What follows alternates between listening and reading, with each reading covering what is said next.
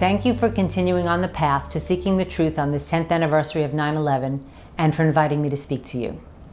My name is Lori Van Auken. On September 11, 2001, my husband Kenneth went to work at Cantor Fitzgerald in the North Tower of the World Trade Center. Ken was on the 105th floor of Tower 1 when American Airlines Flight 11 hit his building. He left a message that began with "I love you" and went on to let me know that he had felt the building get hit by something. Ken didn't know if he would get out. Essentially, he was calling to say goodbye. I knew that my husband had survived the initial strike, but that's all I knew. While I sat in utter shock from what I was watching on television, I continued to hope for a glimpse of Ken somewhere in the chaos of people running and jumping from buildings. At some point, President Bush was shown sitting in an elementary school class listening to a story about a pet goat. This footage was in a split screen with a video of the World Trade Center that had smoke billowing from a plane-shaped hole. I clearly remember trying to will Mr. Bush to get up and do something, but even after Andrew Card whispered something in his ear, he just continued to sit there. That was my first clue that something was not quite right. Shouldn't the commander-in-chief have a more important job to do while planes are crashing into the World Trade Center than listening to an elementary school class reading lesson? Wasn't the President of the United States himself a potential terrorist target? I thought of my own kids and worried that the children in that Florida school were in harm's way if President Bush was a target. As I continued watching the most unbelievable drama I had ever seen, the World Trade Center building started crumbling and crashing to the ground. The building that was hit first, my husband's building, remained standing as the South Tower, which was hit second, fell. I thought, how did the South Tower get hit in the top corner of the building without that piece of the building falling away from the rest of the structure as you would expect it to? Suddenly, Ken's building exploded into dust as I watched, and people tried to run away from the gigantic wall of smoke and debris that seemed to follow them down the street. Really? Steel-framed skyscrapers could disintegrate just like that? As the news spread, our friends and family members seemed to appear from nowhere to sit with us while we waited for the news about Ken's whereabouts and condition. That first night, I got almost no sleep and made hundreds of phone calls to New York City and New Jersey hospitals, as well as the Red Cross, hoping to find my husband alive somewhere. We didn't find out how much our lives would change until 2 days later, when Howard Lutnick, the CEO of Cantor Fitzgerald, appeared on TV. That's when we learned that Ken didn't get out, that no one in the building above the impact of the airplane had gotten out alive. The sadness and horror that shrouded my family after September 11th cannot possibly be conveyed to you. Before long, the gnawing questions started overwhelming me. I wasn't eating or sleeping very much, and instead, I found myself hunched over my computer in my basement, reading and researching every 9/11 related article that I could get my hands on. Mindy Kleinberg and I live in the same town, and our husbands work for the same company, but we had never met prior to September 11th, 2001. Right after the tragedy, a mutual friend introduced us. Mindy and I began attending a support group that the families affected by Pan Am 103 Lockerbie had set up for the 9/11 families. There we met Bob Minetti, who had lost a child in the crash of Pan Am 103.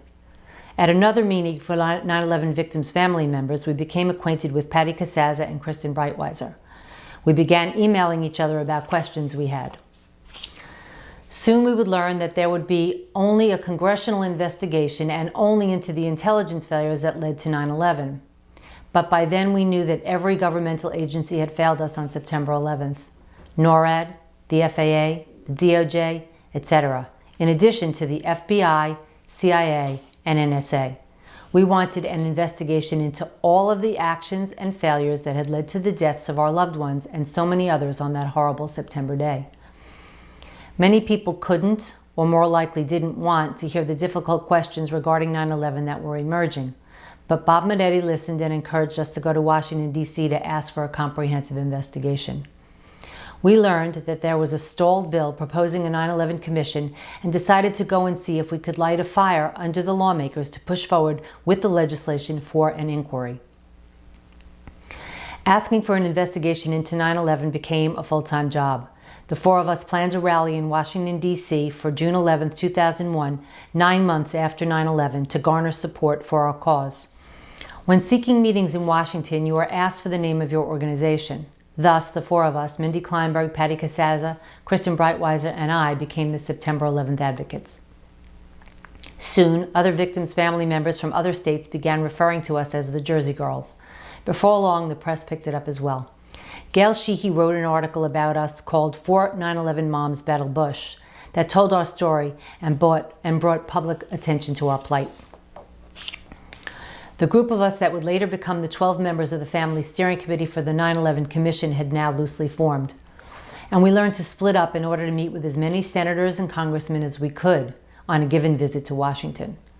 As the final language for a bill that would give us the 9/11 Commission was almost agreed upon, we began to notice a lot of foot dragging.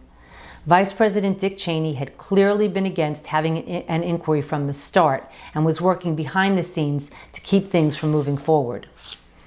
Cheney was often seen on TV with some scary reason for why we couldn't have an investigation into 9/11. One time, while we were all together in Representative Porter Goss's office, Goss got a phone call from Cheney telling him to keep negotiating with us. Goss looked flustered by that phone call, and we were beginning to learn how Washington worked. We finally got fed up with the intense runaround that we were getting, with everyone blaming everyone else for the delay. We couldn't take it anymore and asked Senator Lieberman, Democrat of Connecticut, to organize a meeting with all of the involved parties in one room. And to our surprise, he obliged. During that gathering, it became painfully apparent to everyone that it was the Bush-Cheney White House that was causing the stalemate. As the meeting wore on, and it appeared once again that there wouldn't be an agreement to the terms, all of the 9/11 family members that were in attendance stood up in solidarity, saying that we would not leave without an agreement on the legislation. The press was outside waiting to hear about the outcome, and the White House knew it. That was a critical moment and a turning point for us. Finally, the House passed a version of our legislation for an independent investigation. When the Senate voted on their version of the 9/11 Commission bill, we were invited to Washington to witness the event. As the Senate voted on the 9/11 Commission legislation, we were there cheering. Then we learned about conference committees, where the two houses of Congress would mesh the versions of the legislation that each had voted on. We wanted 2 years for the investigation, but got only 18 months. Initially, only $3 million was allotted, compared with $50 million allotted to investigating the Challenger explosion. We wanted subpoena power for each commissioner, but with pressure from the Bush-Cheney White House, there was an agreement made that would allow subpoena power only if the chair and vice chair, or at least 6 commissioners, voted for it. This was a political body split between 5 Democrats and 5 Republicans. Getting 6 commissioners to agree to ask for a subpoena would have meant that one person had to jump over to the other side, which was highly unlikely. The commission legislation also gave guidance as to who would appoint the 9/11 commissioners. As per the legislation, President Bush got to choose who would head the commission. His first choice was Henry Kissinger. This news was getting some very negative press. Since Kissinger was informally known as the king of cover-ups, and we had fought long and hard for the creation of an independent investigation into the events of 9/11, this was unacceptable to most of us. Since Kissinger was tapped to head our commission, the Family Steering Committee asked to meet with him in his New York City office. A lot of research was done in preparation for that meeting, and we had learned that Kissinger and associates had some of the bin Laden family members as their clients. Henry Kissinger didn't want to publicly reveal his client list, but we knew that all of the commissioners were required to do so. After some polite conversation, I felt compelled to ask him directly if he had any Saudi clients or any clients by the name of bin Laden. After I asked my questions, he spilled his coffee and nearly fell off the couch. We'll never know exactly why, but the next day Kissinger resigned. President Bush then named Tom Kean, the former governor of New Jersey, as chairman of the 9/11 Commission, which was now taking shape. Various congressional leaders picked the balance of the commissioners. As we did our research, it became clear that all of the members that had been chosen for the commission had some conflict of interest. The first commission hearing was in March of 2003. Unbeknownst to us, our real work was just beginning.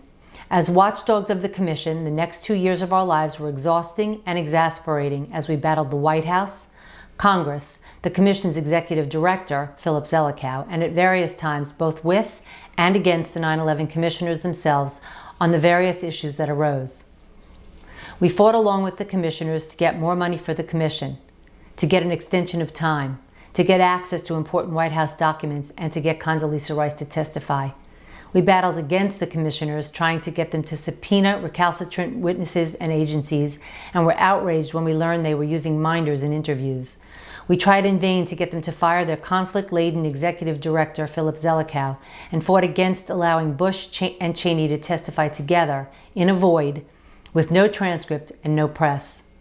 We let them know when they fell short of asking hard-hitting questions. We went to every open hearing, hoping that the commissioners would ask tough questions. I can recall only a few instances during the 12 public hearings that we were actually pleased with the vigor of questioning. As executive staff director of the commission, Philip Zelikow really ran the show, deciding what topics would be covered at the hearings and who would be called to testify. After some cursory research, we found out that in 1995, he and Condoleezza Rice had co-authored a book called Germany Unified and Europe Transformed, a study in statecraft. They had worked together in the first Bush White House and had both been members of the second Bush's transition team in 2000-2001. As our intense monitoring of the 9/11 Commission continued, we found that there were even more insidious conflicts surrounding Dr. Zelikow. In his work for President Bush's Foreign Intelligence Advisory Board, the PFIAB, Zelikow helped write the plans for the Iraq War. The Family Steering Committee immediately put out a press release. Quote, "It is apparent that Dr. Zelikow should never have been permitted to be executive staff director of the commission. As executive staff director, his job has been to steer the direction of the commission's investigation, an investigation whose mandate includes understanding why the Bush administration failed to prioritize the al-Qaeda threat. It is abundantly clear that Zelikow's conflicts go beyond just the transition period." The press release went on to request Zelikow's resignation. The 9/11 families, or at least some of us, were hoping for a real investigation with scholars and experts in the appropriate fields and evidence to back up the work. We had wanted true independence from politics. We had fought so hard to get this commission and did not want someone who clearly had huge conflicts of interest to be running the investigation. But unfortunately, that's what we got. 10 years after the 9/11 attacks, the old questions still linger and new ones have arisen. A real investigation into 9/11 has never been done. This is incredible considering the direction that we have taken as a country. The passing of the Patriot Act, entering 2 wars, and our entire foreign policy has all been based on the official account of 9/11. The proper place for the 9/11 proceedings would be a courtroom with subpoena power, rules for swearing in witnesses, and established protocols for handling questioning, cross-examination, and evidence. And ultimately, one would hope, real accountability for the actions that led to the deaths of so many. I want to thank you all for taking the time to gather together on this 10th anniversary in order to explore the issues and continue asking the questions that have never been answered regarding the events of September 11, 2001.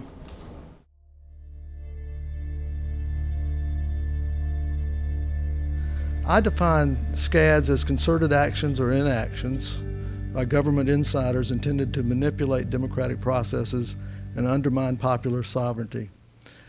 All I did was looked at Iran-Contra, Watergate, Flamegate, the manipulation of intelligence to get us into the Iraq War, and I said, what would we call this? What should be the name of this phenomenon? And that's how I came up with this concept, state crimes against democracy. It tells us a lot that we didn't have a name for it. These used to be called high crimes or treason, but those terms have lost currency. I want to say SCAD's not another name for conspiracy theory. Conspiracy theories are allegations, suspicions. They're suspicions that public officials themselves do not endorse.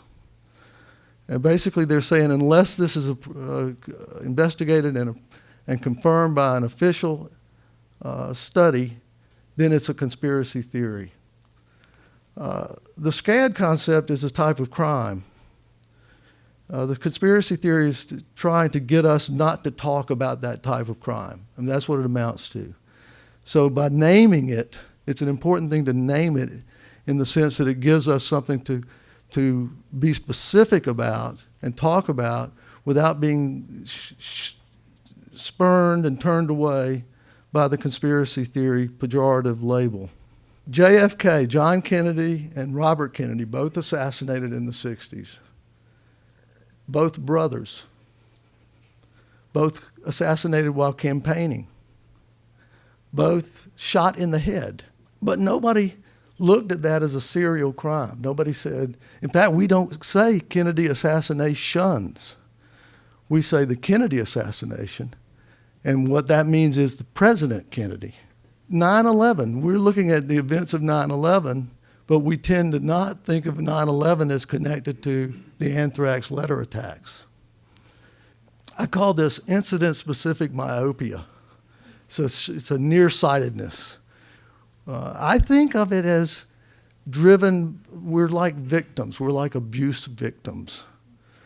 These shocking events are so overwhelming, they loom large in our minds, in our perceptions, and we can't see them as if we were above and looking at a bunch of them.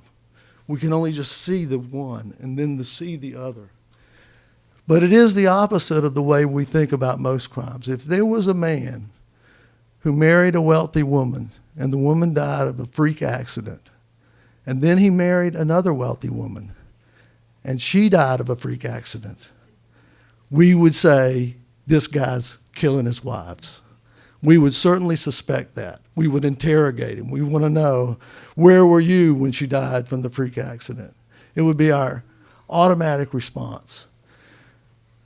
The TV shows on crime use this constantly. They will look for patterns in crimes to identify the suspect. It's just a normal thing. It's criminology 101. And yet when we look at elite political crimes, we see them one at a time. Even when there are obvious connections, like the Kennedy assassinations or the 2000 and 2004 elections. Why do we do that? Well, I mentioned part of it is the abuse syndrome. Part of it, there's just powerful norms that prevent us from suspecting it.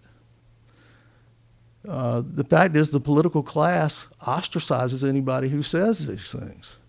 The clearest example of these norms is the conspiracy theory label and how it operates. Now, what's so peculiar about the conspiracy theory label is it doesn't make any sense.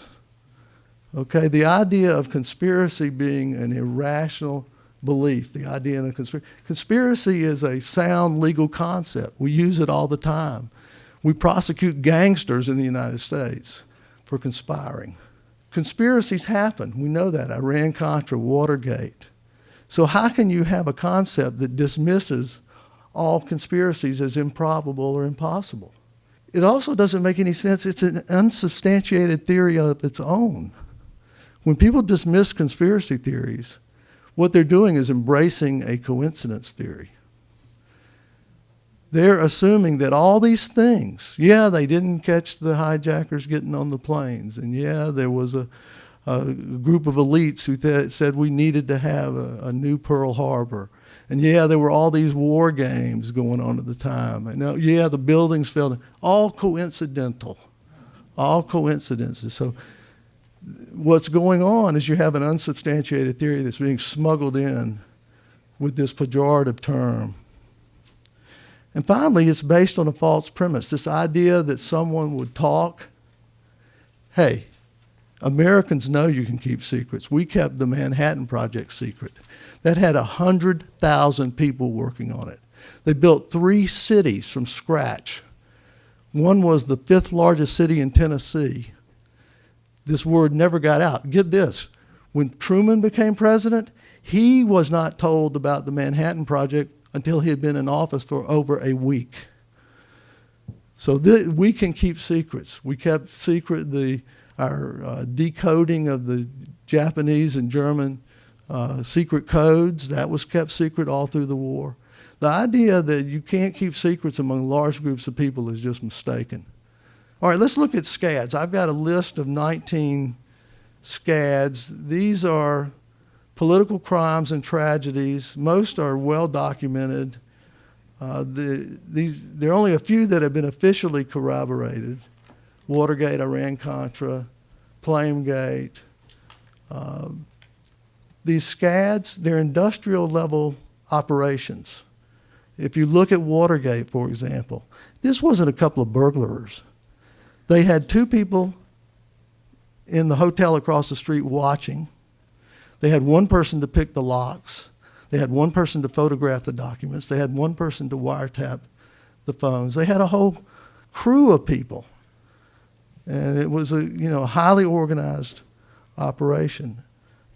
So the difficulty in convicting people on this is often they don't know what their role is. They know what they did, but they don't know where it fits in the larger scheme of things.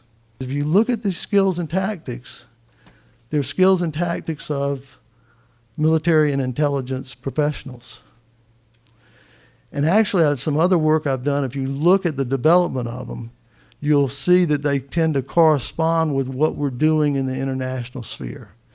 So we have a series of assassinations in the 60s. Well, at the same time, we were assassinating leaders internationally. So my suspicion is that these tactics tend to migrate back in to our domestic affairs. If you look at Watergate, Iran-Contra, and Iraq-Gate, and just look at the trajectory of criminality, Watergate was basically a maniac, Nixon, wanting to get reelected. And he did implicate some other people and get them to go along with him, but they did reluctantly participated in that. He hired the plumbers because the FBI would not wiretap the news media. So you have people saying they won't go along. When you get to Iran-Contra, now you've got a part of the military and a big chunk of the CIA implicated. When you get to Iraq-Gate, now we're talking the Justice Department with the torture memos and the preemptive war memos. You're talking a big chunk of the military with its preemptive war, and the CIA, of course. So it's becoming much more pervasive. I think it's a frightening trend. Last thing I want to mention, some things about 9/11. It fits the SCAD pattern. I'm just listing some SCAD characteristics. Intersection of presidential politics and foreign policy. Obviously, the 2000 election had undercut the legitimacy of the Bush presidency, and that was turned around after 9/11. It furthered the war on terror. It involves military and intelligence skills with aviation and demolition. The crime scenes were investigated superficially with the no check for explosives in the debris. The photographic evidence, the Pentagon, all the closed-circuit TV videos were confiscated, and only one was released, which was of very poor quality. But there was also a set of photographs taken of 9/11, a helicopter flying above it. These photos did not come out until 2010. It took a Freedom of Information Act request through NIST to be able to get it, and they were really shocking because they showed so much dust and this kind of patterning that looks like explosives. There's a name for it, pyroclastic pattern. There's something peculiar about this label, 9/11. Now, this would have been a top priority for people. If somebody inside the government arranged this, they would want it to be framed in a certain way and would have been thinking about this. So I don't think this is out of the range of possibility. If it's a planted meme, it may have the characteristics of the conspiracy theory meme, which was empty. It's vague, but it's emotionally charged. It's a conveyance of emotion, and it's foreign to the culture. If we look at 9/11, it's emotionally charged. It's connected to the emergency phone number 911. I mean, that itself is very suspicious. And I think that that's the connection that if this was designed, was intended to do, and that it may have been timed to be on that date to have that connection.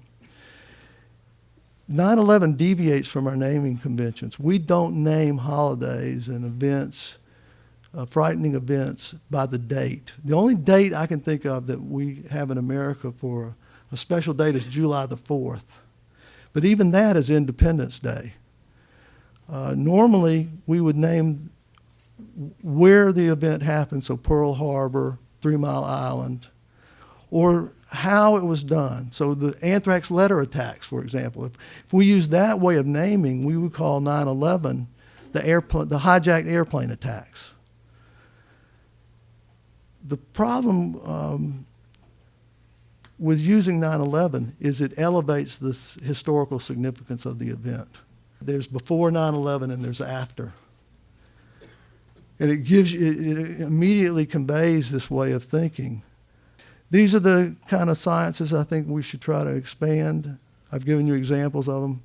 I hope that you'll join with me in doing these, and I appreciate everybody letting me use all their material for my theorizing. Thank you.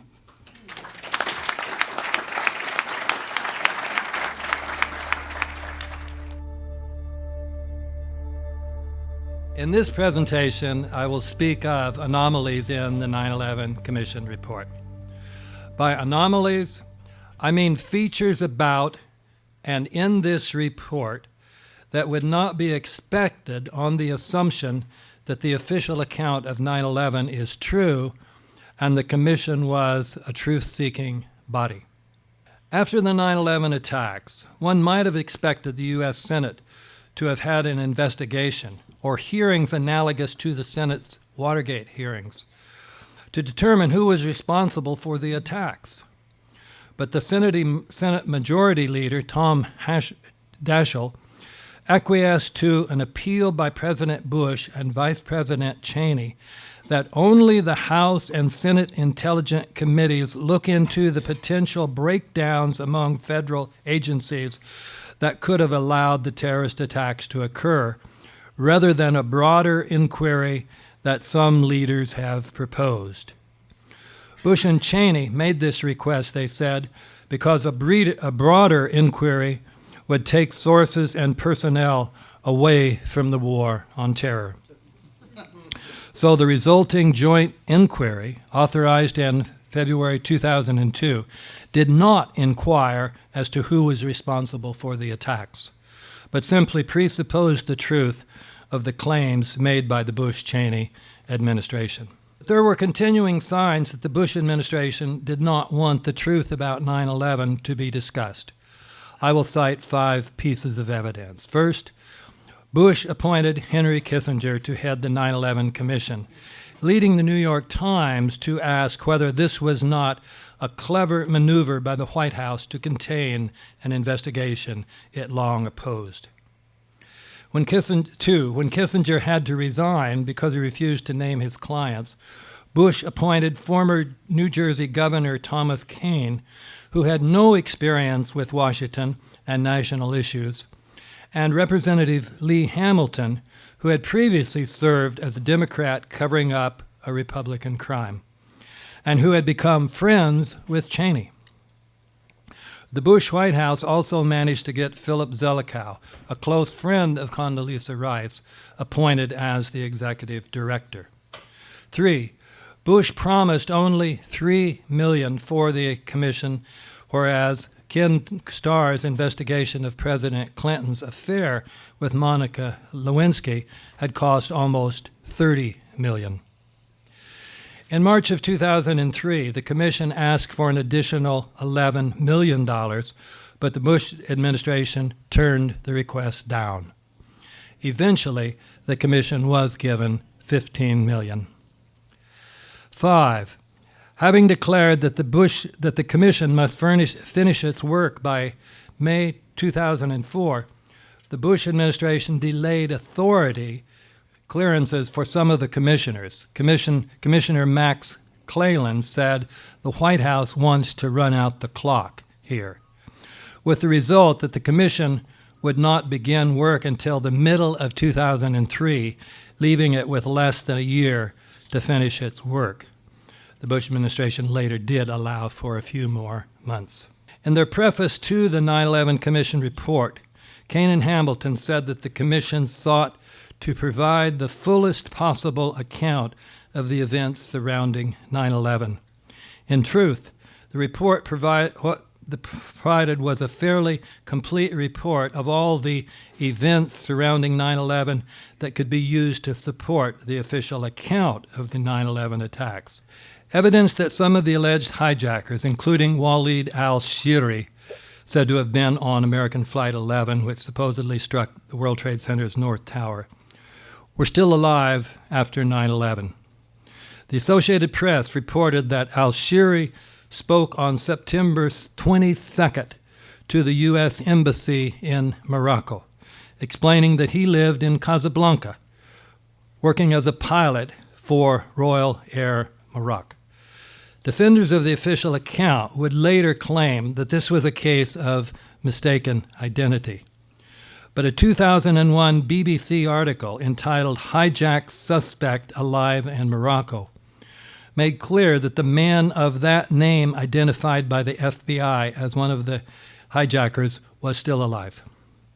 His photograph was released by the FBI and has been shown in newspapers and on television around the world.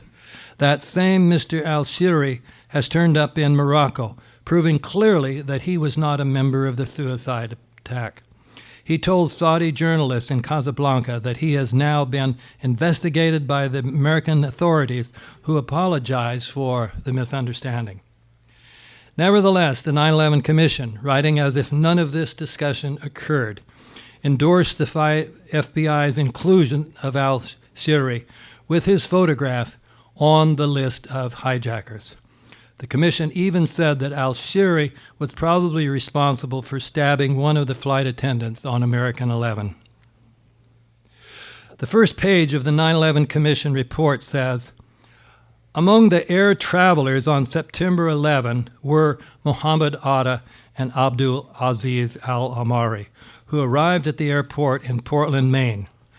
Atta and Omari boarded a 6 a.m. flight from Portland to Boston's Logan International Airport. This story raises puzzling questions. Why was Atta in Portland the morning of the attacks?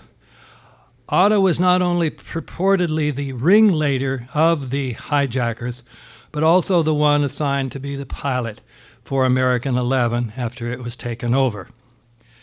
If the commuter flight had been delayed for an hour, as my flight was yesterday, he would have been too late to make the connection to American 11, just as I missed my connection yesterday.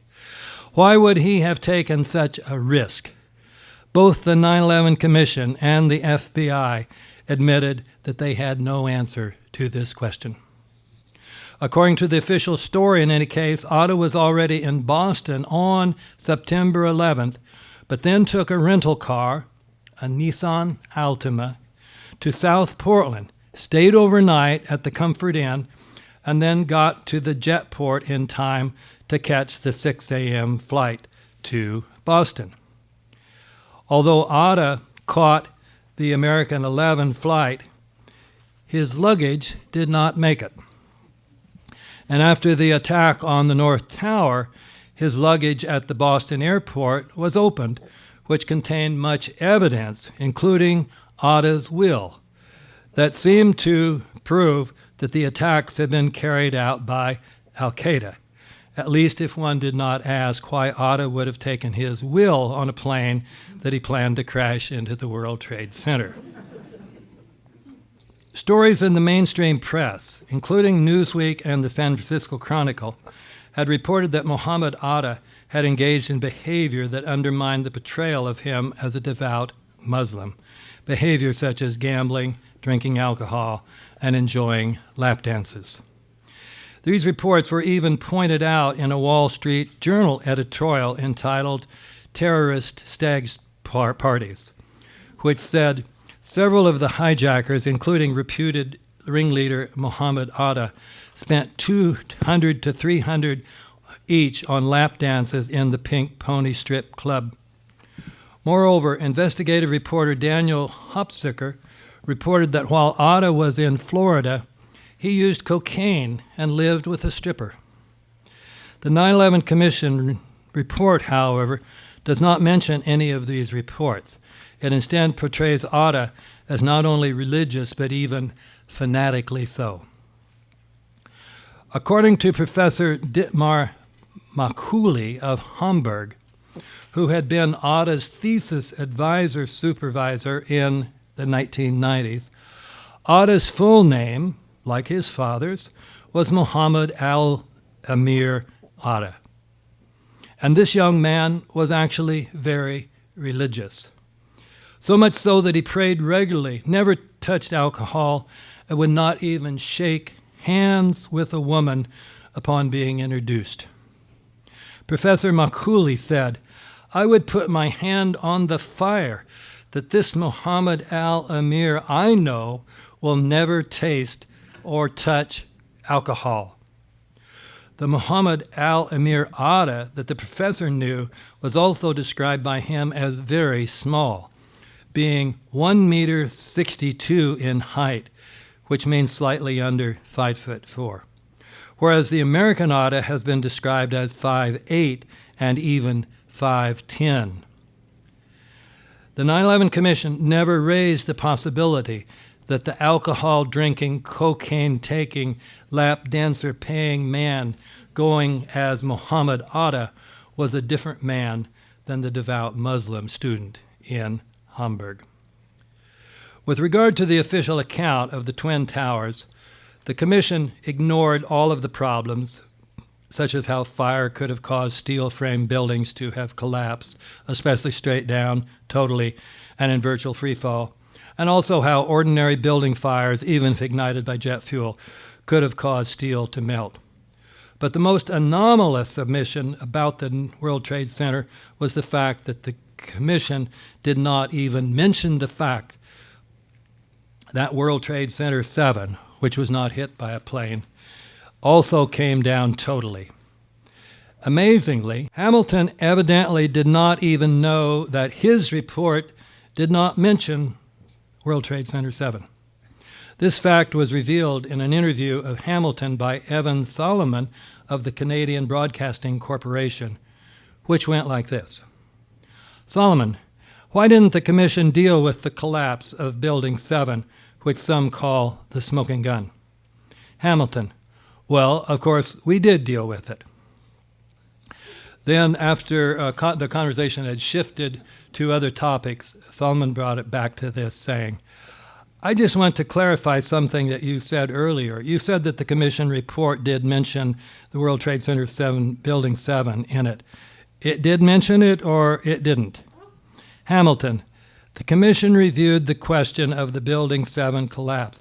I don't know specifically if it's in the report. I don't recall that it is, but it is, Solomon, I don't think it was in the report. Hamilton, okay, then I'll accept your word for it. The 9/11 Commission also omitted the fact that the Project for the New American Century, many members of which had become key members in the Bush administration, published a document in late 2000 saying that a new Pearl Harbor would aid PNAC's goal of obtaining funding for a rapid technological transformation of the U.S. military.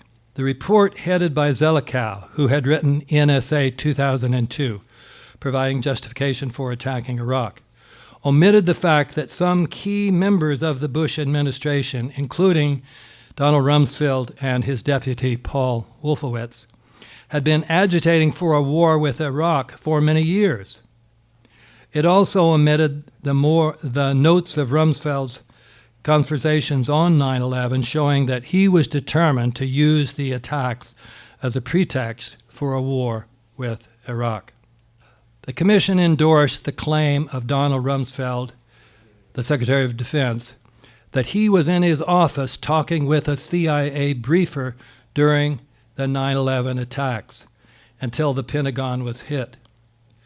But the Commission failed to point out the contradictory account of counterterrorism coordinator Richard Clark, who said that Rumsfeld was in the Pentagon's video conference center participating in Clark's video conference.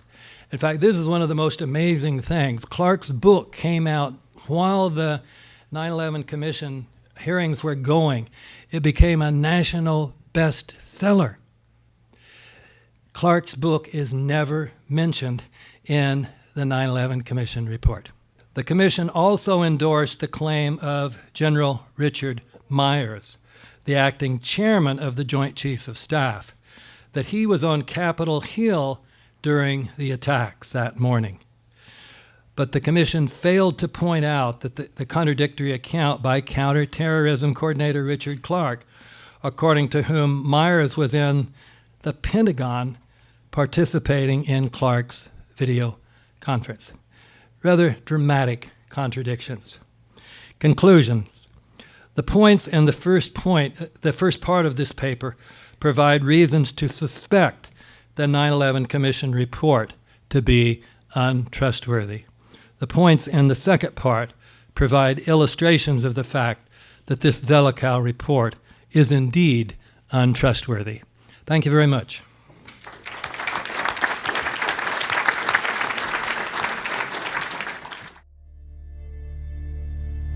Today I will discuss evidence related to the official investigations conducted by the National Institute of Standards and Technology, or NIST, whose reports comprise the final official explanation for what happened at the World Trade Center on September 11, 2001. Before we get to the reports, however, let me mention that the first pertinent point to consider is the low probability that the only 3 instances of a skyscraper suffering global collapse due to fire occurred all on the same day in the same place. There have been many raging building fires, much worse than existed in any of the World Trade Center buildings, but no global collapse has ever resulted from those fires. The U.S. government has told us that it was the fire that destroyed all 3 buildings at the World Trade Center. We can see from these photos that the towers appeared to have exploded, starting at the top and then going all the way down. Also, high-velocity bursts of debris shot out from 10 to 30 floors below the collapsed front. At the top of each tower, the debris appeared to shoot upward and outward as much of the solid structure turned to dust. This is counterintuitive to the idea that the building was being crushed downward. Some large steel column assemblies were shot outward for hundreds of feet. Many of us have asked ourselves, is this what it looks like when a building is softened or weakened from fire?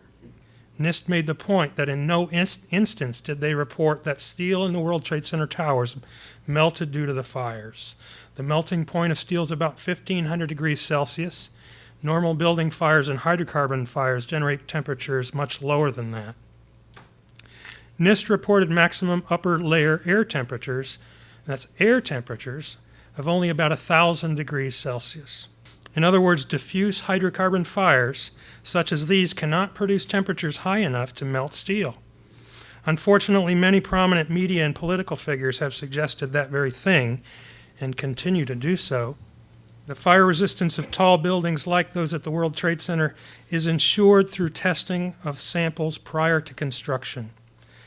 My former employer, Underwriters Laboratories, tested and certified the fireproofing used in the World Trade Center towers, as seen in this quote from the company that manufactured the fireproofing. UL tested the steel components used in the World Trade Center towers to meet the 1968 New York City Fire Code. That meant that the column assemblies had to withstand 3 hours of intense fire, and the floor assemblies had to withstand 2 hours of intense fire in a test furnace. And of course, the biggest problem with this is that one of the towers failed in 56 minutes. Here's the fellow that told me about this testing, Loring Knobloch, who was the CEO when I worked there. He later wrote to me and a few others saying, "We tested the steel with all the required fireproofing on it, and it did beautifully. As we do not do follow-up service on this kind of product, we can give only an opinion on the test sample, which was indeed properly coded, and we tested the code requirements, and the steel clearly met those requirements and exceeded them." And as I said, UL later participated in the NIST World Trade Center investigation, which was a clear conflict of interest. A question NIST tried to answer was, how could the World Trade Center towers collapse in only 11 seconds and 9 seconds, speeds that approximate that of a ball dropped from a similar height in a vacuum? And we independent investigators agree that the buildings came down essentially in free fall, and this is an important starting point. This violates two fundamental laws of physics, one being the law of conservation of momentum, and another being the law of conservation of energy. The first law means that hundreds of thousands of tons of material in the cold lower section should have slowed the upper part of the building simply due to the mass of the lower section. The second law requires that deformation of the lower section would consume energy, slowing the fall even more. Another point of agreement among all parties is that the theory that was claimed to be the most probable root cause for many years, called the pancake theory, in which the floors pancake down upon each other, is no longer supported by NIST. It's really no longer supported by anyone. And since 2004, when my former company did test models of the floor assemblies, the pancake theory has no longer been viable. The NIST World Trade Center report is over 10,000 pages. It was originally published only for the towers in 2005, and like previous reports on the subject, it was focused only on the fire-induced collapse hypothesis. NIST made no real effort to examine the explosive demolition hypothesis. NIST's stated goals were to explain why and how World Trade Center buildings 1 and 2 collapsed after the initial impact of the aircraft, and why and how World Trade Center building 7 collapsed. The scientific tests that NIST performed to reach its conclusions included tests to determine gas temperatures, tests to determine steel temperatures, tests to determine the possibility of floor failure, tests to determine the possibility of fireproofing loss. Unfortunately for NIST, none of the tests it performed supported its conclusions, as we will see. NIST therefore based its entire explanation on computer models. A summary of what NIST found was as follows. The aircraft severed columns, loads were redistributed, fireproofing was widely dislodged, high temperatures weakened columns and floors, floors began to sag, sagging floors pulled exterior columns inward, causing them to buckle. Instability spread around the entire building, and then they simply said global collapse ensued. We'll examine each of these steps. The first step in this sequence was that columns were severed. Again, it's agreed that the core columns were massive and over-designed, and the perimeter columns were made of super strong steel.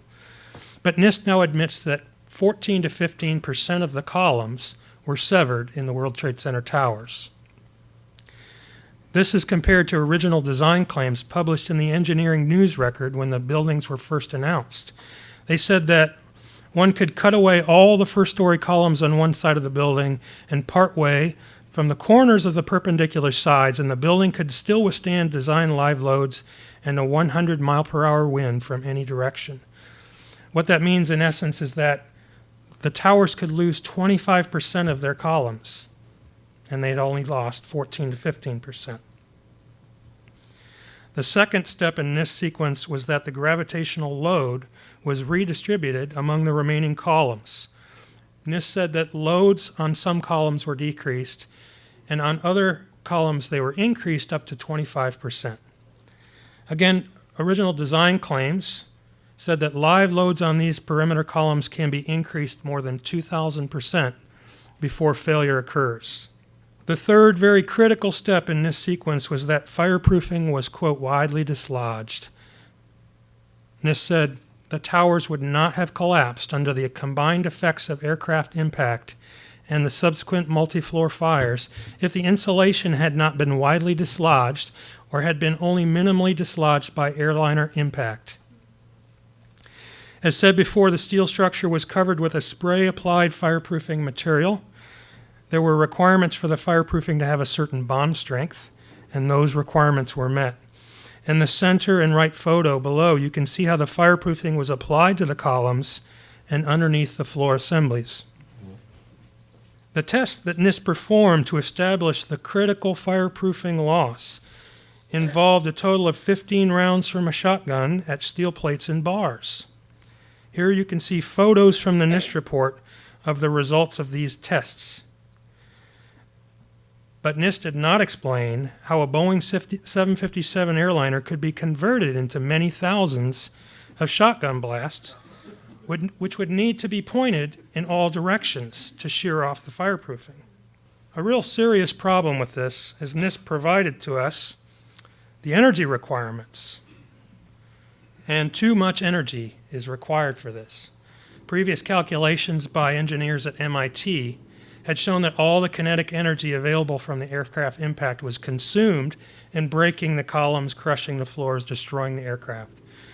And NIST had tests that showed that 1 megajoule was required for every square meter of surface to shear off the fireproofing via this shotgun blast effect.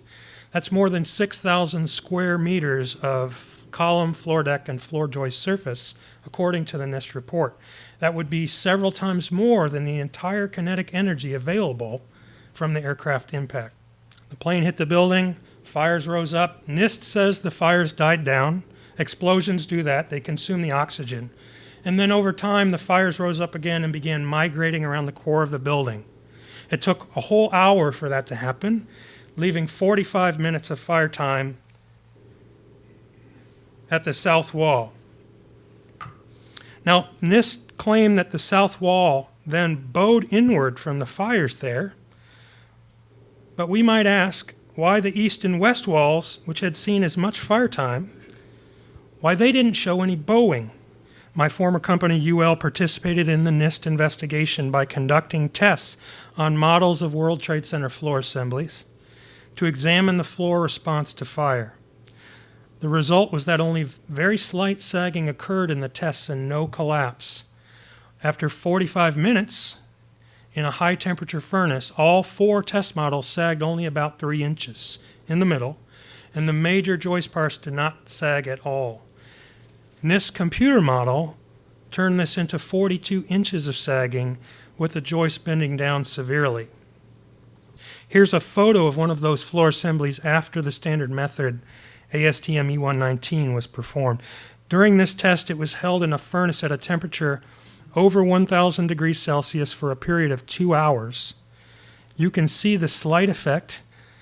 The midsections of the assembly sagged a few inches, but the frame was not damaged and the floor held its load without failure. The weight loaded was twice as great as what was known to have existed in the World Trade Center. These experiments were performed on 4 separate floor models, all of which had less fireproofing than was known to have existed in the World Trade Center on September 11th. If the sagging had been severe, as in the computer model, what would have to happen to make the sagging floors create these dramatic pull-in forces, as NIST requires? Sagging floors, for one thing, do not weigh any more than unsagged floors. But to defeat the original design claims, over 30 columns would have to be pulled in, and the floors were known to form this intense staggered grid with the columns, the way it was constructed. And the force required to pull a perimeter column inward within that grid and overcome that was far greater than what a sagging floor assembly could provide. Even within NIST computer models, the sagging and pulling effects that NIST explanation depends on were not seen. Not even for the most severe cases examined. Here are several quotes from the NIST report that make that fact clear. Sagging of floors in such a wide range over fire floors was not predicted by full floor model analysis. Locations and magnitudes of pull-in forces were not accurately simulated. Pull-in forces were applied in some locations where the full floor analyses did not predict the development of such behavior. NIST was simply not able to demonstrate this critical pull-in effect. Physical tests were not done, although that would have been decisive. The computer models did not indicate these forces either. And as a result, NIST made some fraudulent changes to the scenario. All the fireproofing was stripped off a large section of the computer-modeled building, and exaggerated temperatures were applied for twice as long as NIST had said occurred in the failure zones. That is, they applied exaggerated temperatures for 90 minutes instead of 45 minutes. But even then, the pull-in forces were not created in the computer. So NIST did something completely paradoxical. It disconnected the floors before applying an imaginary pull-in force. This is the opposite of science. This is not anywhere near science. No physical test done. The computer models did not give them the answer they want, so they do something completely fraudulent, which is exactly what they did. The final step of NIST's sequence for the towers was that instability caused by the perimeter columns pulling inward spread around the entire perimeter of the building. This would be necessary to explain the perfectly uniform fall. Again, no tests of any kind were performed to confirm this instability spread. And for several reasons, it does not appear to be realistic. The buildings fell at near free fall acceleration, so the instability would have to fit within that time frame. If we give it only half a second of the time, then this instability spread is moving at nearly twice the speed of sound. That's not realistic. It's not shown in the photos. So finally, for the towers, the NIST report is false because NIST did not explain why and how the buildings collapsed, and the investigation was deceptive and unscientific. NIST reported findings that were in direct contradiction to the physical testing performed. This is what I was fired from my job for stating. NIST omitted or distorted many important facts.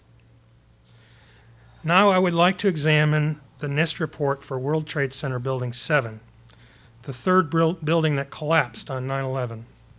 This building was 47 stories tall, was not hit by a plane, and yet at 5:20 in the afternoon on 9/11 it fell vertically and symmetrically in 6.5 seconds. After 7 years of waiting, NIST finally put out its official report on Building 7 in 2008. No one could have predicted the sequence of events that NIST says led to this building falling. It says that normal office fires caused fully fireproof steel beams to fail in one area of the building, and that's what led to this entire structure falling as it did into a neat rubble pile. If we were to accept this NIST World Trade Center Building 7 report, we would have to conclude that no tall buildings are safe from the possibility of total unexpected collapse due to office fires. The low probability hypothesis that FEMA described was that diesel fuel fires, driven by diesel fuel tanks located within the building, created intense fires that caused the collapse. And for years, NIST promoted that diesel fuel fires hypothesis as well, but NIST abandoned that hypothesis in its final report. NIST said diesel fuel fires did not play a role in the collapse of Building 7. NIST also suggested for years that the damage caused by falling debris from the North Tower was a root cause of the collapse of Building 7. Ultimately, NIST gave up on that hypothesis as well, saying other than initiating the fires in Building 7, the damage from the debris from North Tower 1 had little effect on initiating the collapse of Building 7. And contrary to some media reports, the building design was not an issue either. One serious problem was the destruction of evidence. The U.S. House Committee on Science reported that in the month that lapsed between the terrorist attacks and the deployment of the FEMA team, a significant amount of the steel debris was removed from the rubble pile, cut into smaller sections, and either melted at a recycling plant or shipped out of the U.S. Some of the critical pieces of steel were gone before the first FEMA team member ever reached the site. This is in violation to our national standard in the United States, at least, for fire investigations, which says that it is essential to prevent the destruction or removal of evidence. Another serious problem is that NIST was stumped for years. Now, they told us in 2006 that their lead investigator, Shyam Sunder, told New York Magazine that he didn't know. He's had trouble getting a handle on Building 7. There's a problem here because the new Building 7, which is taller, built in the same site, was completed in 2006. You would think they would want to know what happened to the first one. And 2 years later, they said they did know. They said it's no longer a mystery. The same man, Shyam Sunder, the lead investigator, it's all about science, and the obvious stares you in the face. So we'll take a look at NIST's final theory now and discover for ourselves whether or not it's obvious, but we should remember that it's entirely computer-based. NIST did no physical testing at all to support its Building 7 report. Here are the basics of the NIST explanation for what happened to Building 7. The fact is they're saying that fire-induced thermal expansion of the floor system surrounding column 79 led to the collapse of floor 13, which triggered a cascade of floor failures.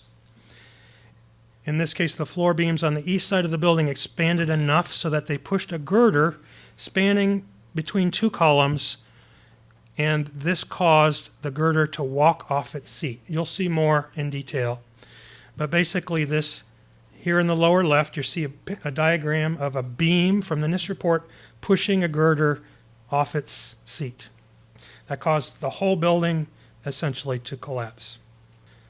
An important point here, when we're talking about floors and the beams below them, is something called shear studs. The NIST interim report from 2004 said that most of the beams and the girders were made composite, or one piece, the floor and the beam, one piece with these studs. In a deceptive turnabout, in their final report, they said that no shear studs were installed on any of the girders. Unfortunately for NIST, it's not just its own 2004 interim report that contradicted this vital aspect of the final theory. The presence of shear studs on all the girders was also described by John Salvarinis, the project manager for Building 7, from the company that supplied the steel components. This diagram from an academic paper that Salvarinis wrote in 1986 showed that there were 30 shear studs on that critical girder. And for the question about where column 79 is, it's right here. NIST claims that thermal expansion caused the breakage of over 100 bolts, high-strength bolts. The mechanism that NIST claims caused all this damage is called differential thermal expansion. This is when the expansion of the beam below is much greater than the expansion of the concrete's floor slab above it when they're both heated in a fire. Thermal expansion is not a new phenomenon, as NIST suggests, but has been a consideration throughout the history of structural design. You can see that point made here by two building professionals from Australia who wrote a response to NIST on its Building 7 report. These building professionals reported that they had actually done physical tests to see what thermal expansion would do to floor assemblies. These were just the kinds of tests that NIST should have done. Structural engineer Ron Brookman, a colleague of mine, made a FOIA request to NIST in 2009 asking for the calculations and analysis behind the claim of girder walk-off failures. NIST responded that the release of that information might jeopardize public safety. Because thermal expansion is a function of temperature, we need to know what temperature NIST says the beams reach so that we can estimate how much they expanded. This was a tricky question for NIST because at temperatures as high as 600 degrees Celsius, the steel will lose some strength and stiffness and therefore not be able to extend into the girder. At the same time, if the temperature is not high enough, there wouldn't be enough expansion of the beams. What NIST settled on was just in the area of the northeast corner of floor 12, the beam temperatures reached 400 degrees Celsius. On the lower part of this slide, you can see an example of just how tenuous NIST computer models were with respect to reality. NIST computer models had all the steel heating to extreme temperatures and all the bolts and other connections breaking within a matter of about 2 seconds. This is an example of how NIST computer modeling was not realistic. Once the temperature distribution for its theory was settled, NIST found a way to suggest that the differential thermal expansion could be possible, at least in the computer. They simply didn't heat the floor slab above.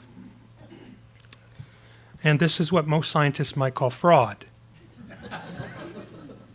If you don't heat the floor slab, of course the beam's going to extend in differential expansion.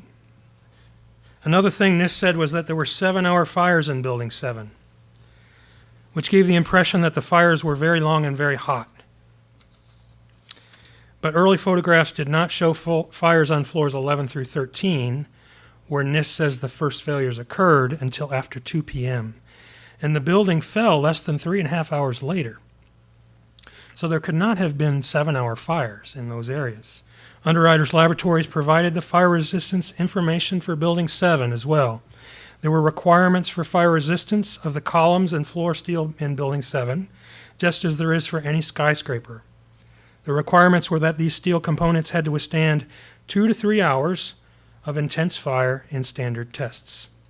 Another problem that NIST did not explain is that the fires on floor 12 were completely burned out at least 30 minutes before the building fell, and it's well known that steel cools quickly after a source of heat is removed.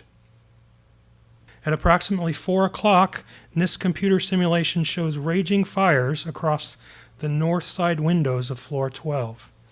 The photo from the same time shows no fires in that area at all. There are significant problems with NIST's description of the collapse dynamics as well. One problem is that the computer model output does not match what we see in videos. As you can see here, NIST computer model suggests the building crumpled from the sides before falling. Another problem is that NIST has admitted that Building 7 fell at free fall acceleration for a period of time, and that simply cannot occur without the structure below being removed by some unexplained forces. So finally, I would just say again that NIST produced World Trade Center reports that are false. They did not explain why and how the buildings collapsed, and the investigations were deceptive and unscientific. NIST reported findings that were in direct contradiction to the physical testing performed.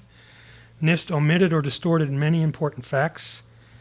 They will not share the results with the public, and therefore, an important point here, these results cannot be independently verified as required in science.